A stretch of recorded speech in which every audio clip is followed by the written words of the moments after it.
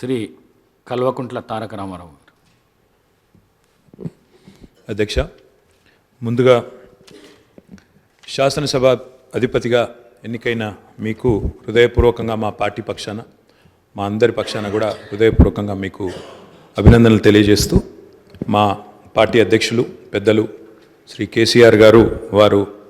దురదృష్టవశాత్తు వారికి కొంత గాయమయ్యి హాస్పిటల్లో ఉన్నప్పటికీ ఎప్పుడైతే ఈ ప్రతిపాదన శ్రీధర్ బాబు గారి ద్వారా మరి వారికి వచ్చిందో వెంటనే ఒక క్షణం కూడా సంకోచించకుండా, రెండో ఆలోచన లేకుండా తప్పకుండా సహకరించవలసిందే అని చెప్పి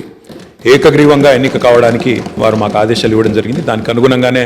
నిన్న మీ నామినేషన్లో కూడా మేమందరం కూడా పాల్గొనడం జరిగింది. అధ్యక్ష, మీతో వ్యక్తిగతమైన అనుబంధం కూడా నాకు చాలా ఉంది. మీరు 2009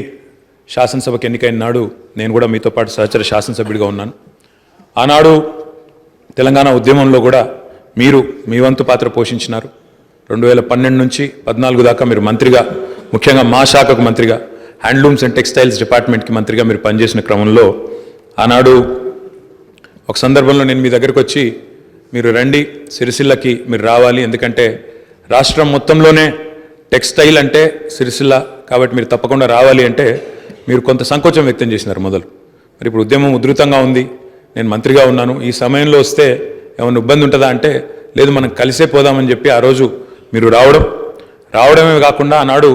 మరి బ్రహ్మాండంగా మీరు వచ్చి అక్కడ కార్మికుల సమస్యలు విని తర్వాత చాలా సమస్యల పరిష్కారానికి మీ స్థాయిలో మీరు కృషి చేసినందుకు కూడా మీకు మనస్ఫూర్తిగా ఈరోజు మళ్ళొకసారి అభినందనలు, ధన్యవాదాలు కూడా తెలియజేస్తూ, మరి ఒక ఉన్నతమైన సాంప్రదాయానికి ఈరోజు మరి తెరదీస్తూ ఇతర పెద్దలు గౌరవనీయులు తెలంగాణ రాష్ట్రం ఏర్పడ్డ తర్వాత పెద్దలు శ్రీకొండ మధుసూనాచారి గారు, తర్వాత శ్రీ పోచారం శ్రీనివాసరెడ్డి గారు, తదనంతరం మీరు, మరి వారు ఇద్దరు కూడా నెలకొల్పిన సాంప్రదాయాలు, కాపాడిన విలువలు, వాటన్నిటిని మీరు కూడా పరిరక్షిస్తారని మనస్ఫూర్తిగా ఆకాంక్షిస్తూ, మీ ఉన్నతికి మనస్ఫూర్తిగా అభినందనలు తెలియజేస్తూ, మరి ఇప్పుడే పెద్దలు ముఖ్యమంత్రి గారు, ఉప ముఖ్యమంత్రి గారు, మంత్రివర్యులు కూడా చెప్పినట్టు మరి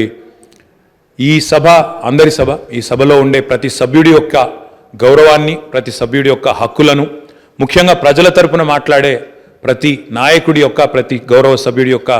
మరి గొంతును వినిపించే విధంగా ఆ బాధ్యత మీరు తప్పకుండా సమర్థవంతంగా నిర్వహిస్తారని మనస్ఫూర్తిగా ఆశిస్తూ, మరి ఒక సామాన్య ఎంపీటీసీ పదవి నుంచి ఈరోజు శాసనసభ స్పీకర్గా ఎదిగిన మీ జీవితం ఏదైతే ఉందో, రాజకీయ ప్రస్థానం ఏదైతే ఉందో, ఇది చాలామందికి తప్పకుండా స్ఫూర్తిదాయకంగా ఉంటుందని చెప్పి మనసారా ఆకాంక్షిస్తూ, మీ బాధ్యతలో మీరు 100% విజయవంతం సాధించాలని మా పార్టీ తరఫున కూడా కోరుకుంటూ మళ్ళొకసారి మీకు అభినందనలు అధ్యక్ష. Thank you.